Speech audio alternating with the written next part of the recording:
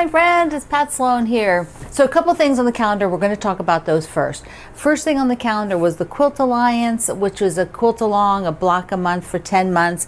And I'm filming this before they came out with the one for this month. And so I don't know it yet. And I will show you one day next week after it's come out and I can fit it into the film. I probably should just not put it on the calendar because those of you who are members of the Quilt Alliance, you get an email, you know when it comes out. And then I will just plunk it in for a day when it works in my schedule rather than having a specific day. Unless I just put it at the end of the month, I could do that for the rest of the year. For the rest of the months, just put it at the end of the month. Maybe I'll do that. Okay, the other thing is a little bit more serious. On the calendar, it is Hawaii Shirt Day. And so this calendar, of course, was done many weeks before the fires in Maui. And so I think today is an excellent opportunity for us as quilters to think about and support the families and businesses and communities in Maui that were devastated by the wildfires, just eliminated. Towns just gone. They're totally gone. Many of you have been to Hawaii, and so you have seen the beautiful islands of our state of Hawaii. Many of you have family and friends, as I do. I have both family and friends, some in Maui, and one in particular in the town that burnt down. She's the daughter of a friend, and she lost everything. She is fine, but it is such a heart-wrenching thing to hear about when it's somebody that I don't really know her daughter, but I went to high school with the friend. So anyway, we all have stories, and we all know someone via connections. Now, the National Public Radio of Hawaii has put out a list of places where you can donate. And we as quilters are powerful. We can use our support that way. We can help people so they can get back on their feet. And the public radio station has listed different organizations that you can contribute to. I also have a link to my Facebook page where you can write if you know other organizations that are not listed there. That one is linked, and also others, so that you can share anything that you know about. And so at some point, the Hawaiian Quilters community there will let us know how to contribute, how to help.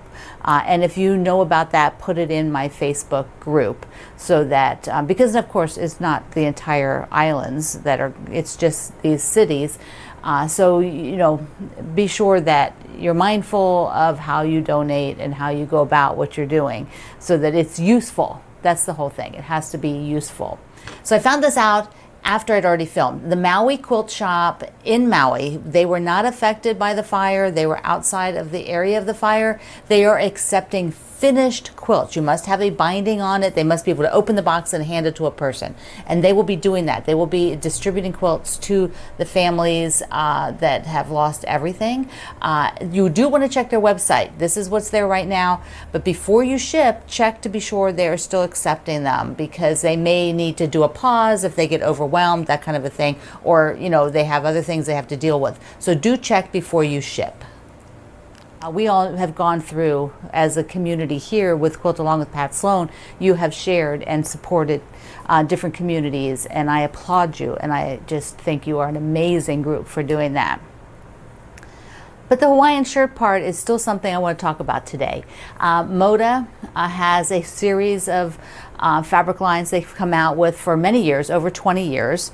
And on their 20th anniversary of doing this is called Quilt for the Cause, and the money and donations go to whatever cause is associated with that. They did this amazing Hawaiian shirt pattern. This pattern was a tribute to one of their sales reps who always wore Hawaiian shirts. He is the friendliest guy, and when he passed away, this that year afterwards. They did Quilt with a Cause in his honor. And the Hawaiian shirt pattern is super cool to do. It's a free pattern. So there's a link in the description box here at YouTube, and it's also on my I Love to Make Quilts page down in the lower part of past projects. So you can get that.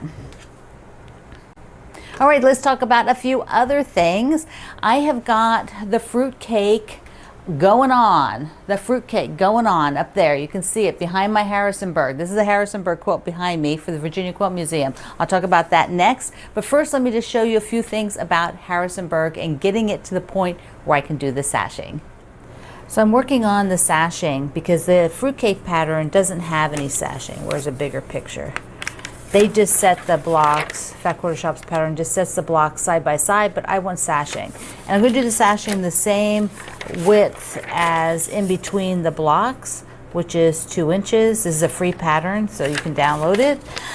So I needed to cut 11-inch strips, and then the 2-inch, the 2-inch pieces here, and then this will be in the center, and then the other guys like this, similar, very similar to what's in the middle of the block, and those would be those cornerstones I showed you the other day. So the thing is, with cutting these 11 inches, I first did the, just the width of fabric like this, and I couldn't get as much out of it as I wanted. I ended up with this much extra in the strip, off the strip, and that's too much. I could do the math, but I don't feel like it. So I am just going to cut, move that over. I'm going to cut 11 inches, and then I will subcut this way. Rather than cutting 2 inches here and then subcutting that strip, I'm going to cut a big wide piece and cut my skinny strips from that. I could go get my big ruler, but again, I'm kind of lazy. I don't want to really go on the other side of the table. I'm already mic'd up. So this is a slightly oversized, slightly. All right, I want to trim it now. Trim it proper to 11. So I've got this little sliver to take off on the end. Okay. And it was good down at that end. So now I will just trim away the selvages, and then I will do 2-inch strips. All right, let's see how many we get. I want to see how much is left over, because when I was doing them the regular cut, there was just way too much of a piece left, and I don't want to sew things together. I just don't want to do that. So this is real life, because I just don't feel like stopping. And I have plenty of the fabric. I'm also not even counting, but I need a lot. I need I forget. A lot. I don't even know if I did that number yet. No, I don't think I did.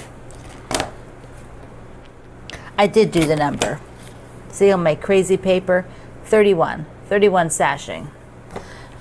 I don't know how many there are. I'm just not worried about that. I'm just kind of experimenting, and I'm doing all. Okay, I'm gonna straighten this up, because I think I've gone just a little wiggly off the edge.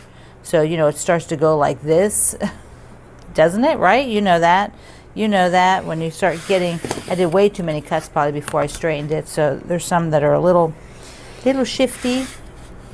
All right, so I got all of these with this piece extra, and oh my gosh, if I press it, okay, I'll press it, it would be able to get one more, and I've only have this extra that I didn't use, versus cutting the other way, I would have had tons of these strips left over, tons and tons and tons.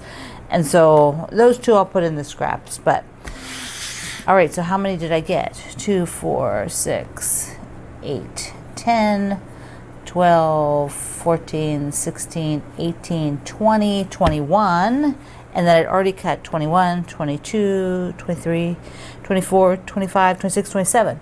So 27, and I need 31. So that means I need just 4 more. So I will probably cut those from, I don't know how I'll do it. Maybe I'll just do a strip. Okay, so that was good. That was cool. I just wanted to show you that. Actually, I didn't know how it would turn out. I could have had a huge big piece of waste down here, but I didn't. So I just need 4 more. And I counted this one already, so there, that's good. I decided to get the last 4 by going in 11 and just going up 4 inches, 2 and 2, because it's doubled, so that'll give me 4. And then that way I leave this large chunk rather than creating more of these. I would have had to create more of these, and that just, you know, this just is much more usable to me. And then I still have, you know, quite a bit of this left, because I'm probably I'll put a little border around the whole thing when it's done. So now I can just do my 2-inch strips like this, the 2-inch, and then the selvages are there, so you know I'm not going to use that. So there we go. Okay, so those are all cut. Well, I caught this before I got going. These have to have a square on either end, a whole group of them, and those are cut 9.5. So then there'll be a square on either end. Okay, so caught that. And the other thing I did was I had a bunch of little half square triangles from a future project, and I'm using this over here now as a sort of start and stop. So if I have something here that I'm starting and stopping, I'll go ahead and sew units of these and get one big pretty block. Look at that. So this is something you'll see, the real project you'll see later. This is just some leftovers. Sneak peek. In the description box below, I have put the exact sizes that I cut for the sashing. So they're down in the description box, but here they are. They're all ready. So all I have to do is sew the rows together, and I am good to go with the fruitcake. So excited. So very excited. I really love it. Yeah, I'll have it up there another day next week so that you can see it, because probably over the weekend I'll get a lot of that sewn up. Okay, let's go over to Harrisonburg. This is my Harrisonburg. I just love it. I love it. It still needs binding.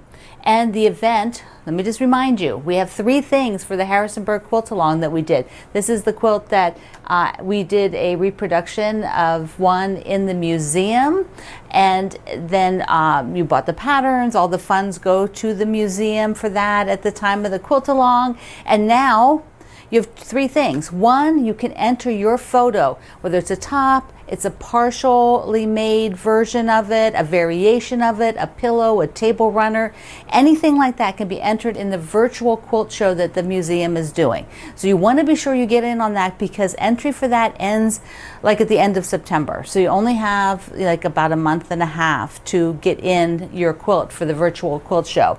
Then September 16th, Wendy Shepard and I, who's my partner in crime for this, we will be at the Virginia Quilt Museum in the afternoon for a reception. We will be there with the quilts, the antique quilt, her quilt, and my quilt. If you've done a quilt, bring it along. You can have pictures with the quilts.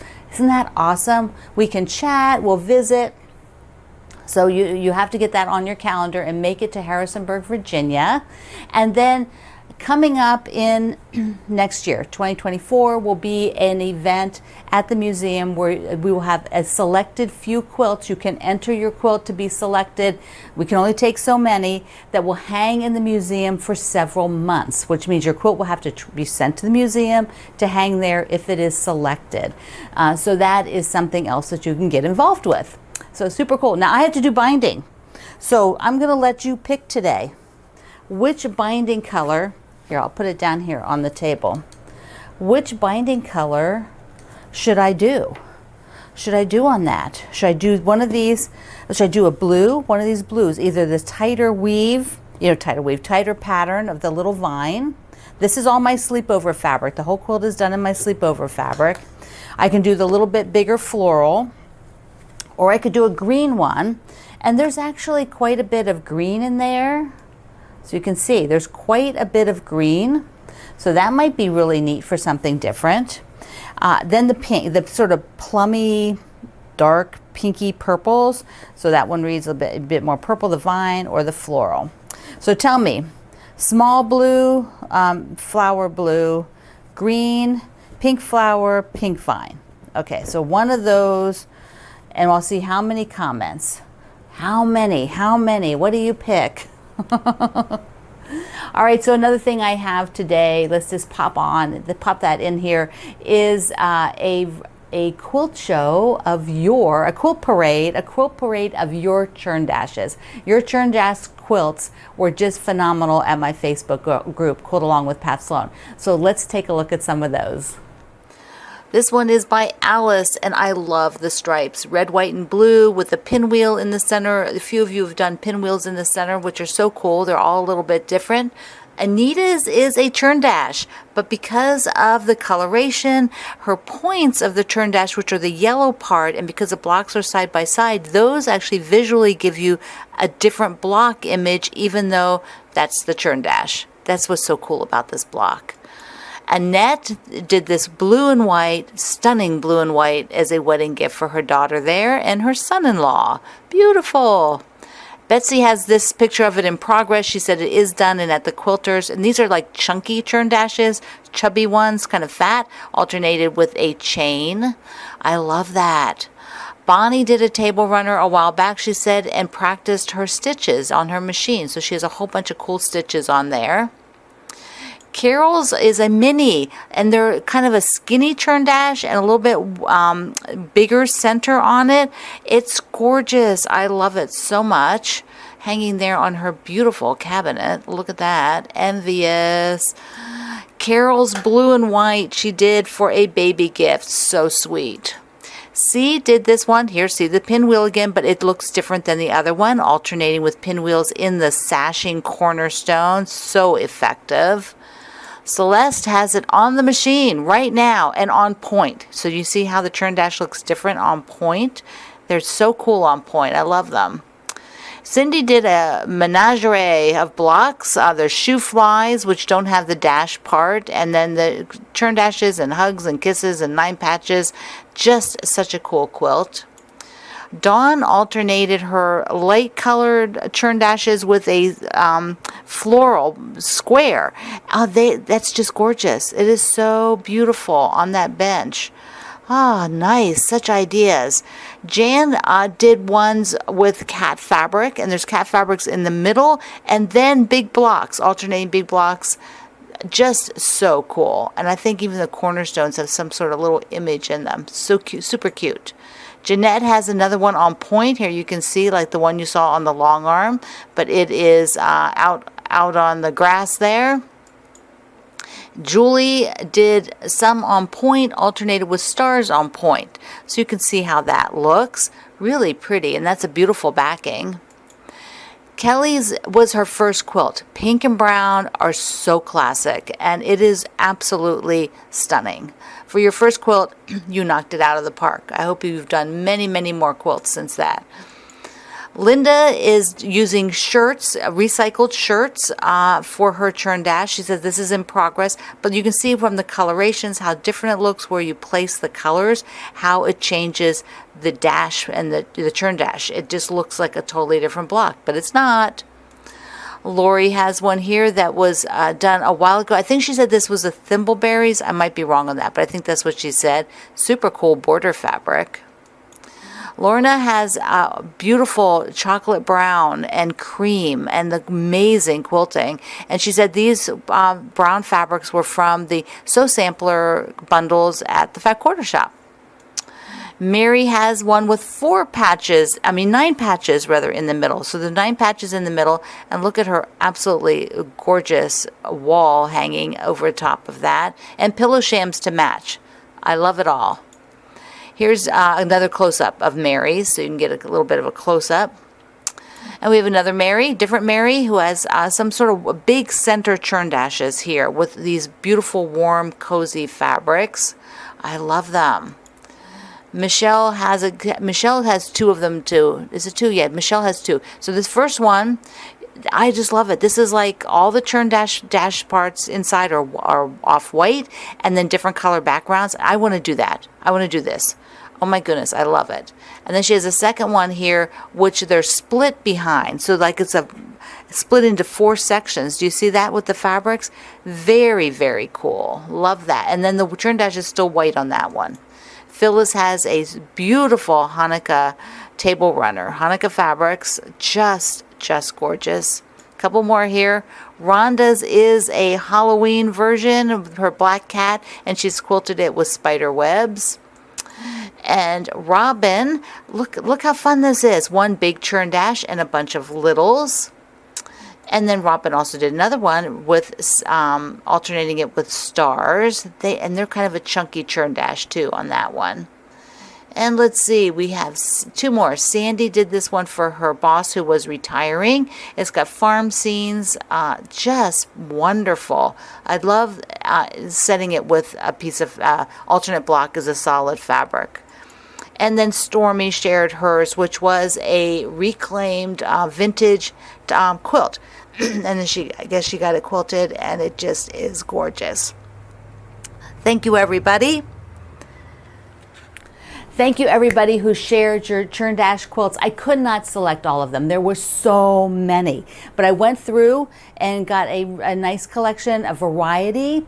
And it always is so interesting to see the same block done, not in just different colors, like we're doing the Harrisonburg, but actually different layouts and things like that. So thank you to everybody for that.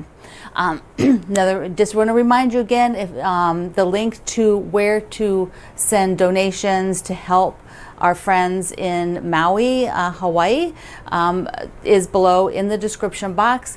And be sure that you have entered your quilt in the virtual quilt show for your Harrisonburg quilt in the virtual quilt show for the Virginia Quilt Museum. So I love you. Mwah. Thank you for being here in the Sloan Zone. And remember, there's no video on Monday because in August I'm doing a couple different weekends, well, 2 in a row now, this one and the next one, where I have 3 days off so that I can get some other things done. So I will see you online.